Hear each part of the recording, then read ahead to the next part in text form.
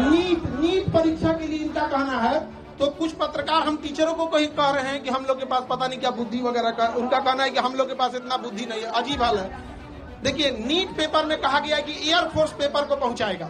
अच्छी बात है, आप इनिशिएशन ले रहे हैं, लेकिन समझिए मलेरिया की बीमारी में टाइफाइड का इंजेक्शन नहीं मारा जाता है।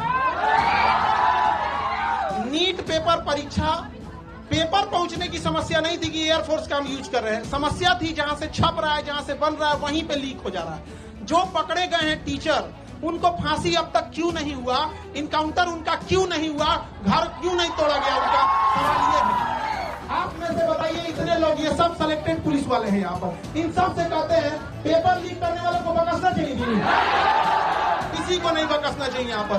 और अगर सरकार प्रयास कर रही है, एयरफोर्स भी इसमें ला रही है, बट समझिए ध्यान से, एयरफोर्स क्या करेगी, पेपर तो नहीं छापेगी, एयरफोर्स ट्रांसपोर्टेशन का काम करेगी, हेलीकॉप्टर से ड्रॉप कर देगी। लेकिन जहां से छप रहा है, उन बेईमानों को जब तक सजा नहीं देंगे, ऐसे ही गरीब घर के बच्चों का हक मारा जाएगा। और जब तक हम लोग हैं, हम लोग के पास एक ही शिकायत रहती है गवर्नमेंट से कि भैया पेपर तो ईमानदारी से ले लो यार, हम आपसे क्या मांग रहे हैं। ये बच्चे कुछ नहीं मांगते, ईमानदारी से पेपर मांगते हैं, अगर परीक्षा टाइम से हो।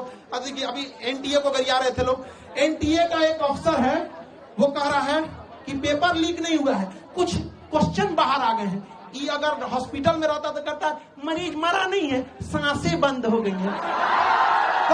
पागल है सब वहां बैठा हुआ, हम क्या बोलेंगे। अभी एनटीए को गरियाया, निमन नहीं भरा, सीयूईटी का पेपर नाश दिया।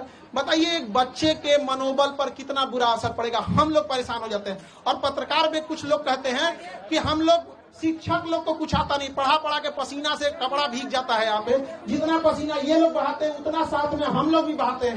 ये बैठ के पढ़ते हैं, हम लोग खड़ा होकर पढ़ाते हैं यहाँ पर। लेकिन अगर कोई पेपर लीक कर देता है ना, बताइए कैसे बर्दाश्त। ये एसी में रहने वाले को नहीं पता चलेगा कि इन बच्चों का पूरा चेहरा देखिए, पढ़ते भीग जाते हैं पसीना से, लेकिन कोई सुनने वाला इनका नहीं है।